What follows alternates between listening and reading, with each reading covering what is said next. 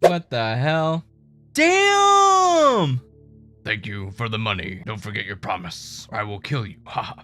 So now we know her motives. Now we know that, but why does he trust her? Why does Daniel Blake trust her? It's so weird.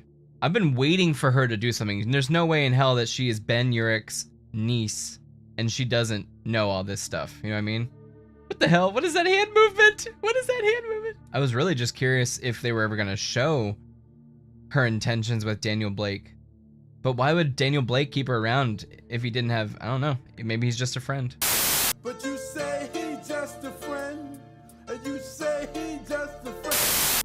Maybe he just likes having a friend, or he thinks he is using her for propaganda. Nice! Oh, look how useless all those cops are. He's standing right there. Man, I have no idea what to feel about that episode, dude. Babysitting chaos. That's kind of what this season of Daredevil has been like. I don't know if that was supposed to be a rip on the other creators, but this whole season has just been one long U-turn. It really has been. It's like you have this starting point right here. You got this starting point right here. You see all this crap, and then it leads back to right here again. Maybe it's a horseshoe. So we're going back to the episode 1 actions. Everything that happened in episode 1 we're now getting.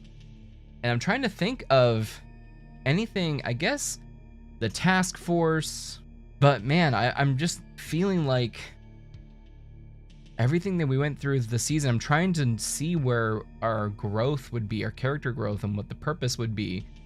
I guess it makes somewhat sense to have Matt at the end of his ropes, that he's just willing to just go into the lion's den itself and just confront them straight up, especially after he figured out who did it. The court case, all of that vigilanteism. I wish we saw more vigilantes. Like he's like, you're the swordsman, to the one dude. We've seen him do swordsman stuff once, maybe once, maybe twice at most.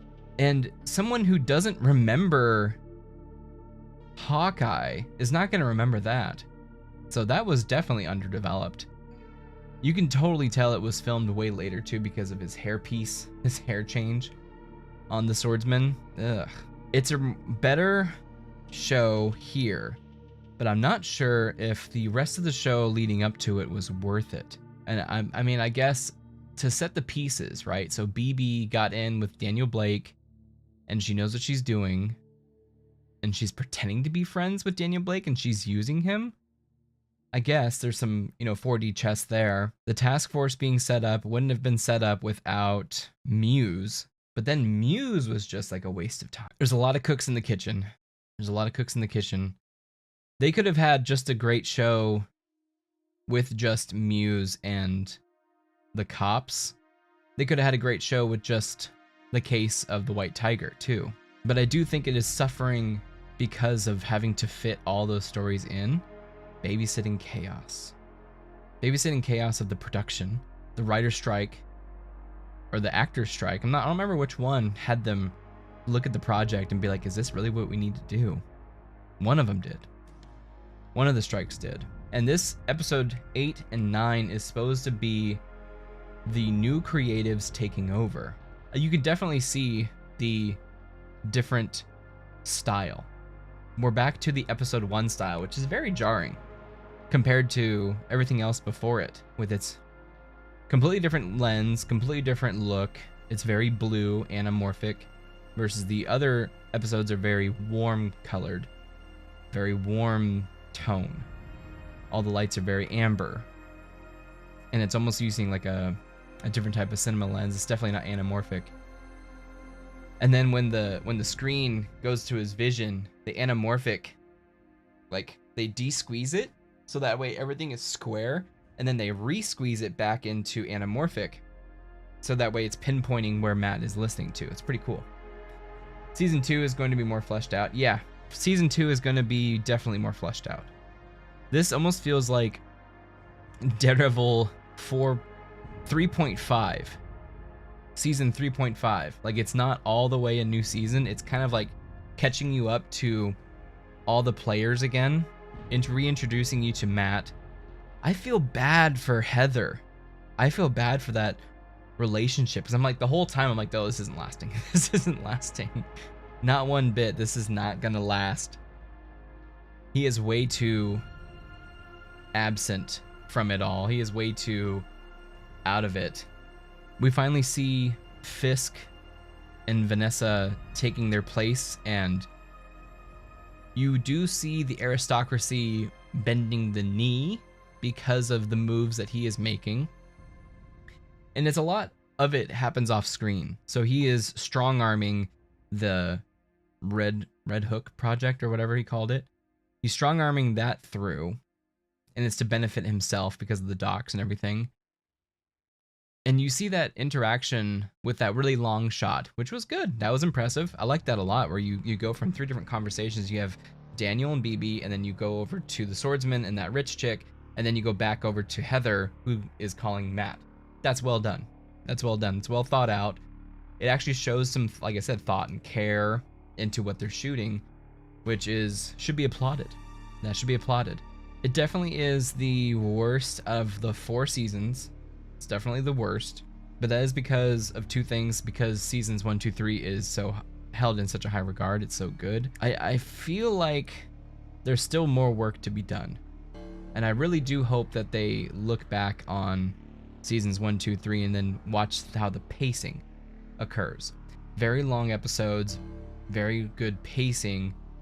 Everything just seems so still, just so rushed. It's like we just want to get to episode 9 already, you know? They need to fix the pacing. They need to take their time.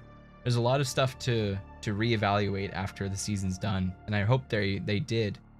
I hope the new creatives reevaluated what they made here and learned some lessons. And I hope that Disney listens. I hope Disney listens. It's possible they don't.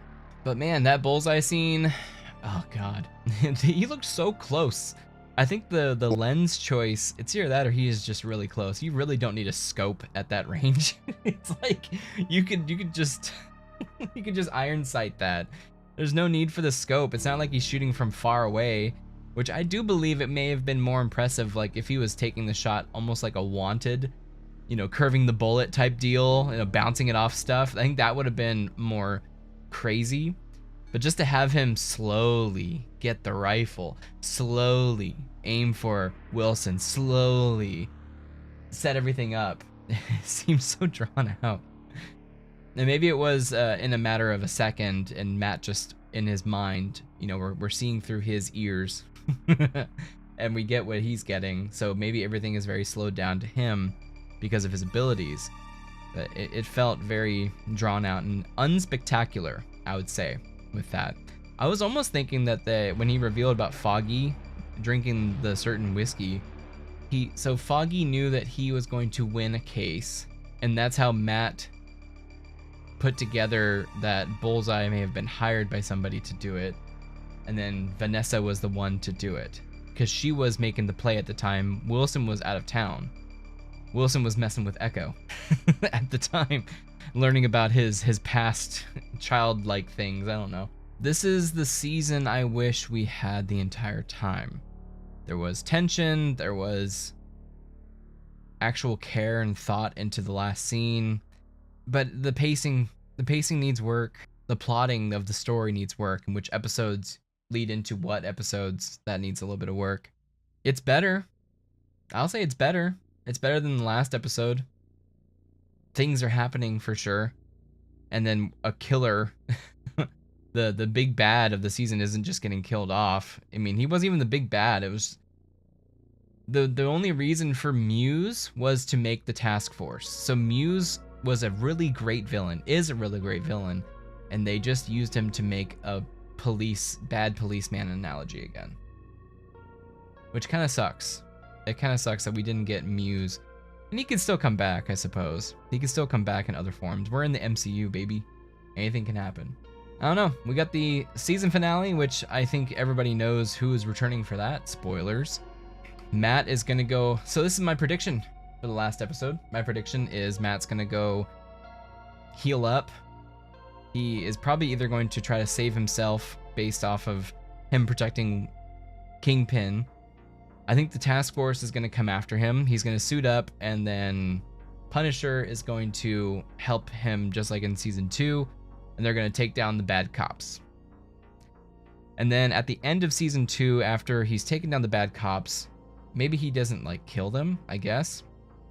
Maybe they're still around, but I think Matt is going to have to go into hiding. He's going to have to link up with, not the Hand, but he may have to link up with somebody, or maybe this is an entirely heel turn. Maybe this is an entire heel turn and Matt does link up with the Hand to take down Fisk, because Fisk is such a big power in New York, and then he teams up with the other power. He becomes the leader of the Hand or something. I don't know. That's just basing an idea off of what we've seen from the set photos and everything. That's just, I guess, what I could see happening. Almost like when Ra's al Ghul asks Bruce Wayne to be in charge of the League of Shadows, or the League of Assassins. It depends on which lore you're looking into. But he asks them to lead them, and he says no. So in this one, it's kind of like the same idea, except the Hand is the League of Assassins, and this time he says yes. So what happens when he lets loose a bunch of ninjas? I don't know. That's just my thoughts. It could be a possibility. It could also be not any of that. But man, it took a long time to get back into this storyline, and just a really big horseshoe. Really big horseshoe. And as it was said, babysitting chaos. I imagine the behind the scenes stuff was like, what are we doing? What are we doing, man? I don't know. Got some weird feelings about that one. And that is my thoughts on Daredevil episode 8. Let me know your thoughts down below in the comments. And if you liked the video, feel free to subscribe. Also, feel free to smash the like button. Really does help out the channel. And yeah, that's it for episode 8. Season finale next week. We'll see you then.